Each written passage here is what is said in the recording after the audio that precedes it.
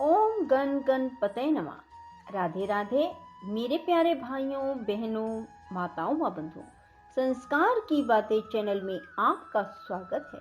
बंधुओं, आज बुधवार के दिन मैं आपके लिए लेकर आई हूँ भगवान श्री गणेश जी की कथा।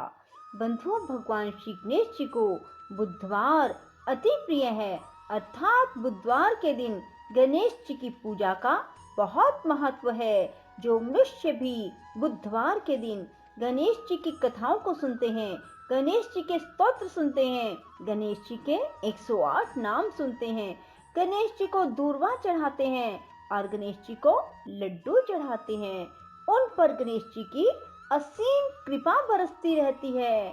यदि आपने हमारे चैनल को अब तक सब्सक्राइब नहीं किया तो जरूर करें और बेल आइकन दबाना ना भूलें। बोलो गणेश भगवान की जय हो। भगवान शिव ने विष्णु को षोडश उपचार युक्त गणपति पूजन की विधि बताई। तब भगवान विष्णु ने गणेश जी की 100 दिव्य वर्षों तक उपासना की। उनके घोर तप से प्रसन्न होकर गजानन साक्षात प्रकट हुए और बोले, मैं तुम्हारे तप से प्रसन्न हूँ, बोलो क्या चाहते हो। विष्णु जी बोले, मधुकैटभ नाम असुर अति प्रबल हो गए हैं, अतएव उनके वध का उपाय कीजिए। श्री गणेश जी ने कहा, वैकुंठनाथ, यदि आपने पहले ही मेरा पूजन किया होता तो अब तक असुर परास्त भी हो गए होते। विष्णु जी बोले, गजानन, मुझे आपका प्रभाव विदित नहीं था, अब आप वही कीजिए जिससे मैं उन असुरों का वध करने में सफल हो सकूं। हे नाथ, इसके साथ ही मुझे अपनी अनन्य एवं दुर्लभ भक्ति भी प्रदान करें। भगवान विष्णु की प्रार्थना सुनकर गजानन ने कहा, ऐसा ही होगा रमानाथ, आपके हाथ उन असुरों का अति शीघ्र वध होगा। इससे चतुरानन का भय भी दूर हो जाएगा और आपको महान यश की प्राप्ति होगी। हे विष्णु, अब आपके कार्य में कोई विघ्न नहीं आएगा। वर देकर भगवान गजानन अंतर ध्यान हो गए और भगवान विष्णु वहां से लौटकर अपने स्थान पर पहुंचे, जहां उन्होंने दोनों असुरों को युद्ध के लिए तैयार देखा। त्रिलोकी नाथ को वहां आया देखकर उनकी ओर झपटते हुए वे असुर बोले, तुम बड़े डरपोक हो। विष्णु जी हंसे और उन्होंने युद्ध करके शीघ्र ही मधुकैटभ का वध कर दिया। जहां उन्होंने भगवान गजानन की आराधना की थी, वह स्थान सिद्ध क्षेत्र के नाम से प्रसिद्ध हो गया। श्री सूत जी बोले, हे ऋषियों, महर्षि भृगु ने सोमकांत को गणेश चरित्र का वर्णन करते हुए राजा भीम का वृतांत भी बताया। वे बोले, राजन, भीम कौंडिन्यपुर का राजा था। उसकी पतिव्रता पत्नी का नाम चारुहासिनी था। उसका दाम्पत्य जीवन सुख से व्यतीत हो रहा था, किंतु वृद्धा अवस्था की ओर अग्रसर होने पर भी संतान न होने का दुख उन्हें पीड़ित करता था। राजा ने राज्य अपने विश्वास पात्र अमात्य को सौंप दिया और स्वयं वन को चल दिया। वह वन में भ्रमण करता हुआ महर्षि विश्वामित्र के आश्रम में पहुंचा तो महर्षि ने उसकी ओर देखा और पूछा, तुम कौन हो और यहाँ किस उद्देश्य से आए हो। राजा बोला, प्रभो, विदर्भ देश का राजा हूँ, कौंडिन्यपुर मेरी राजधानी है, मेरा नाम भीम है। मेरी वृद्ध अवस्था आ पहुंची, लेकिन संतान सुख अभी तक प्राप्त नहीं हुआ, इसीलिए आपकी सेवा में उपस्थित हुआ हूँ। मैं नहीं जानता कि मुझ जैसे कर्तव्यनिष्ठ एवं धर्मज्ञ व्यक्ति को भी इस दुर्भाग्य की प्राप्ति क्यों हुई। महर्षि ने कहा, राजन, पूर्व जन्म में तुमने भगवान गजानन का अपमान किया था, फलस्वरूप इस जन्म में निसंतान हो। यदि उन्हें प्रसन्न कर लो तो तुम्हें अब भी संतान सुख से वंचित नहीं रहना पड़ेगा।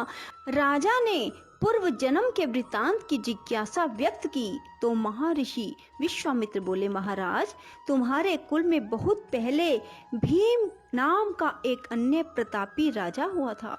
उसकी पत्नी सुंदर और पतिव्रता थी। उससे राजा को एक पुत्र की प्राप्ति हुई जो गूंगा, बहरा और विकलांग था। उसके शरीर से दुर्गंध आती थी। माता पिता ने उसका नाम दक्ष रखा। अनेक प्रयासों के बाद भी उस बालक की मूकता और बधिरता व विकलांगता दूर नहीं हुई। हे राजन, किसी ने राजा को परामर्श दिया कि यदि बालक अपनी माता के साथ तीर्थाटन करे तो संभव है कि इसके रोग दूर हो जाएं। परामर्श अनुसार राजा के आदेश से रानी अपने पुत्र को लेकर तीर्थाटन को चल पड़ी। मार्ग में चोरों ने उसे लूट लिया, यहाँ तक कि उसके पास जीवन यापन के लिए भी धन नहीं रहा। तब उसने एक शिव मंदिर में शरण ली और बालक को वहीं छोड़कर भिक्षा मांगने हेतु एक गांव में गई। पीछे से उस मंदिर में एक धर्मज्ञ ब्राह्मण आया। उसके शरीर के स्पर्श मात्र से वह बालक निरोगी हो गया। रानी शिवालय में लौटी तो अपने पुत्र को सुंदर और निरोगी देखकर बड़ी प्रसन्न हुई। उसने ब्राह्मण देवता का पता लगाया तो ज्ञात हुआ कि वह धर्मज्ञ ब्राह्मण गणेश जी का उपासक था। बाद में उसने रानी को भी गणेश जी की उपासना का उपदेश दिया। अब माता और पुत्र दोनों ने भगवान गजानन की उपासना की तो प्रसन्न होकर गणेश जी ने स्वप्न में कहा कि तुम मेरे परम भक्त महर्षि मुद्गल के पास जाओ, उनके उद्यम से तुम्हारे सभी अभिष्टों की पूर्ति होना संभव है। महर्षि भृगु ने कहा, हे सोमकांत, विश्वामित्र ने भीम को आगे का वृत्तांत सुनाते हुए कहा कि वो दोनों मुद्गल के आश्रम की खोज में काफी समय तक जंगलों में भटकते रहे। तब बाद में एक दिन उन्हें वह आश्रम मिला। वहां महर्षि मुद्गल को उन्होंने अपना सब वृत्तांत सुनाया तो महर्षि ने श्री गणेश के एकाक्षरी मंत्र गम के अनुष्ठान का उपदेश दिया। बंधुओं, गम शब्द बहुत ही अधिक शक्तिशाली है। यदि आप भी भगवान श्री गणेश जी के गम शब्द का बार बार जप करते हैं तो ऐसा हो ही नहीं सकता कि आपकी मनोकामना पूरी ना हो। सो बंधुओं, गणेश उत्सव के दिनों में ही गम शब्द का अधिक से अधिक उच्चारण करें। राजा भीम ने जिज्ञासा व्यक्त की, महामुने, आपके श्रीमुख से यह चरित्र सुनकर मैं आश्चर्यचकित हूँ। एक ब्राह्मण के शरीर का स्पर्श कर बहने वाली वायु के स्पर्श मात्र से यह बालक रोग रहित और सुंदर कैसे हो गया? विश्वामित्र बोले, राजन, इसमें आश्चर्य कैसा? भगवान गजानन चाहें तो किसी भी निमित्त से अभिष्ट प्रदान कर सकते हैं। सुनो, एक समय की बात है, सिंधु देश के एक पल्ली नामक गांव में एक धनिक वैश्य रहता था। उसका नाम कल्याण था। उसकी पत्नी का नाम इंदुमती और पुत्र का नाम बल्लाल था। एक दिन वैश्य पुत्र अपने मित्रों के साथ वन में गया। वहां उन लोगों ने एक ऐसी शिला देखी जिस पर कोई मूर्ति सी अंकित थी। उन्होंने उसे गणेश्वर नाम देकर पूजन आरंभ किया और सब ने मिलकर वहां एक मंडप बनाकर उत्सव मनाया। उस दिन से अपने सब मित्रों के साथ वह वैश्य पुत्र रात दिन वहीं रहकर गणेश जी की उपासना करने लगा। जब वे घर नहीं पहुंचे तो माता पिता को चिंता होना स्वाभाविक था।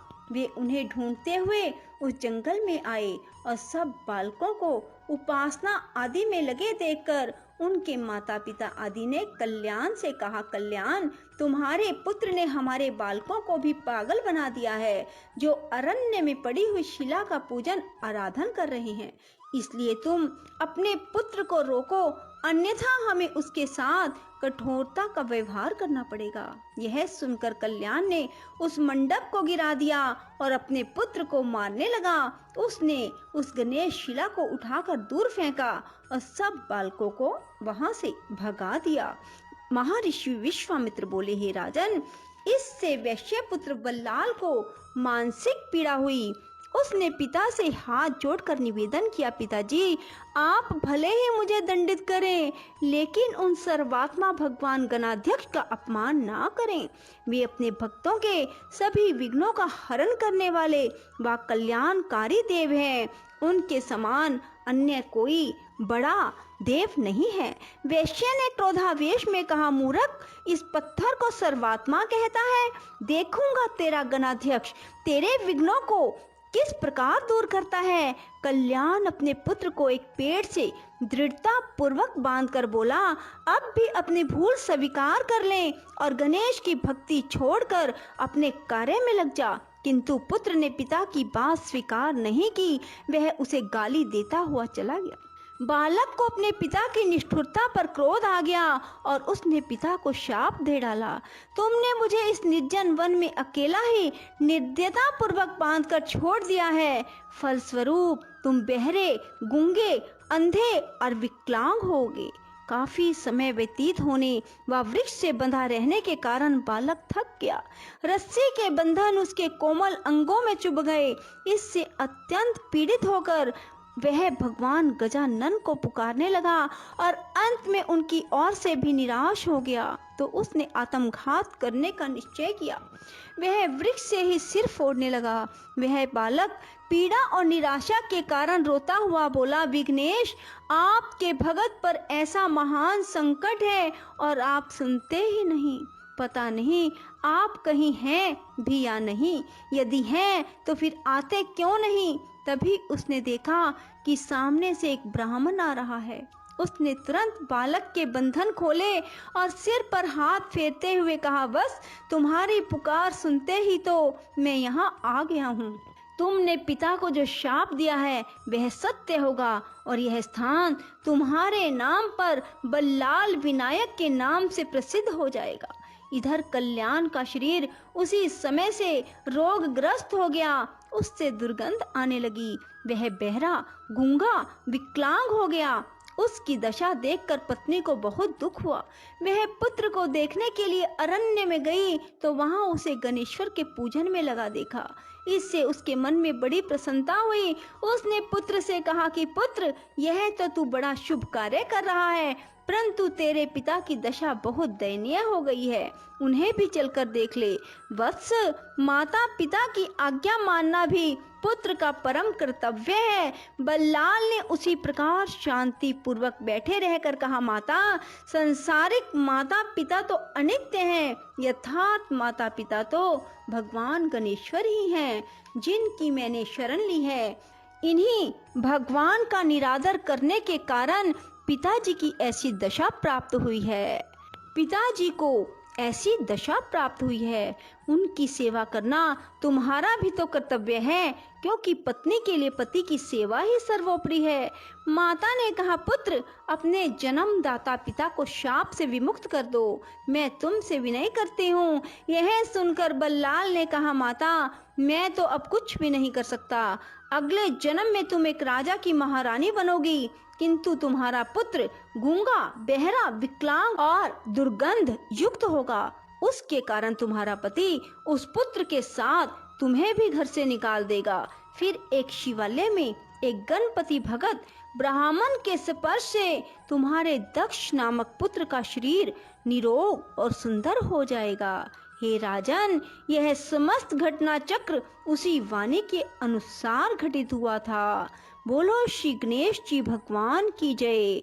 राधे राधे। जय श्री कृष्णा। बंधुओं, यदि आपको हमारी वीडियो पसंद आए तो इसे लाइक करें और शेयर भी जरूर करें। धन्यवाद।